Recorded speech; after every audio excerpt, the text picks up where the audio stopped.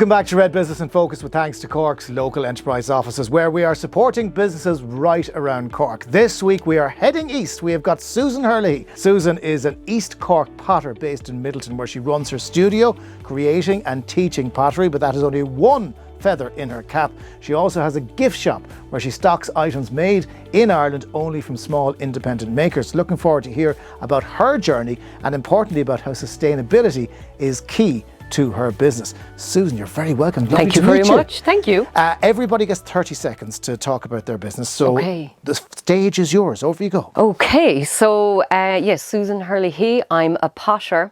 I run a gift gallery in Middleton and a working studio, a teaching studio. I create a collection of ware called beachware, where I use local clay to create my own work, and I sell it in my shop. Everything we stock in the shop is made in Ireland. That's very important. It's reducing carbon footprint, it's made in Ireland, and it's supporting the art and craft industry in Ireland, which makes a huge contribution to the economy right across the board. Now, there's a lot to unpack there, and there's a load of stories that I want you to tell, but I want to begin with the pottery. Okay. Because I'm always fascinated by it. When you see it, you can see wonderful work, but you not only were happy enough to produce the wonderful work, it's about how you make the pottery that became important. So tell us about that. So I suppose I made a decision to begin with that I was going to create in small batches. I wasn't going to do production pottery.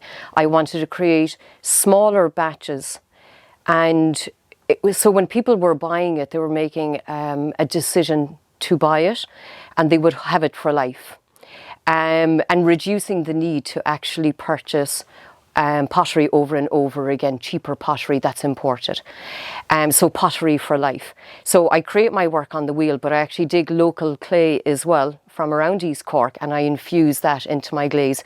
It's a collection called Beachware, and so when you look at the surface, it has a beach effect, my version of a beach effect on it. Now, you must be an incredibly patient person, because that sounds like the path that is the hardest possible one you could get to come up with the product that you have. Do you know what it is? It is a very long, but that's ceramics. It's a long, and it is a type of patience, because you can, from beginning to end, you know, it's weeks before you actually have something at the end. And each step is so important that sometimes I think it's amazing that we even have pottery at the end of it.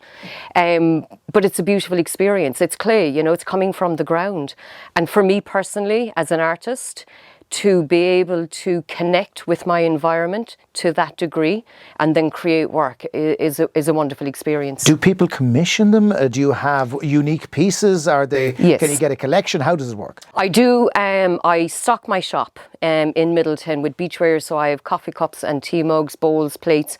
I only stock my shop, and it sells out quite quickly because I only stock my own shop and nowhere else. I also do exhibition work with Cork Potters and Ceramics Ireland, and I do get asked to do commission pieces, and I do them when I can, but I like to stay focused on I suppose the beachwear and the functional wear, because it gives people to have the opportunity to have a piece of art in their home that they can use every day. Now, if you weren't busy enough with all of that, you do have the shop which you stock other Irish works in as well. Absolutely. And you also work then with community groups as well to kind of share the art a little bit. That's it. So the gift gallery, it's people like myself. We create in small batches, but we do rely on it for our living.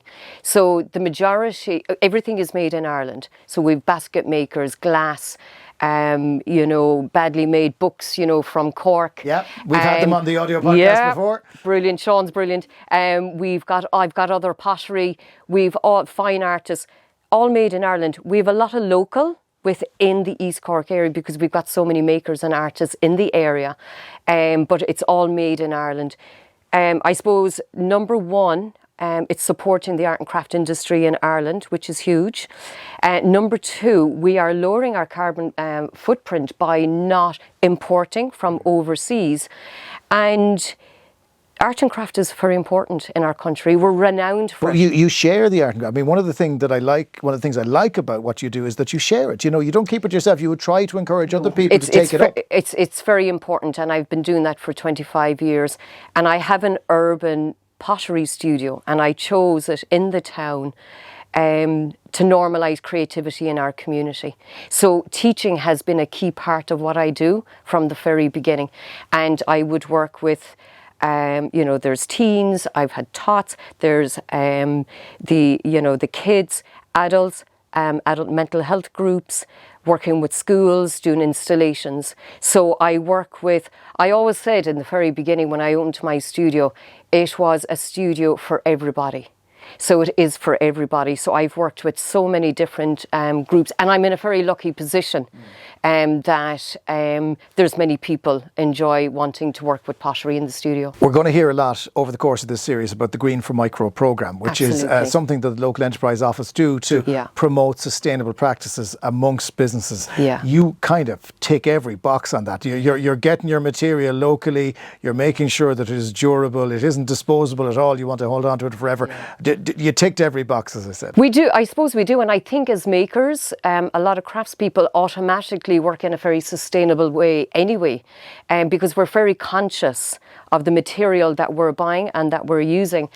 But it was a very interesting experience. I worked with Ronan Murphy from Green Vision in Carlow. And it was a brilliant experience because I suppose when we hear the word sustainability, and it is a buzzword, and it can take so long to get your business to a point where it's working and it's flowing and it's happening, that to suddenly think that you've got to change your business model can be quite daunting.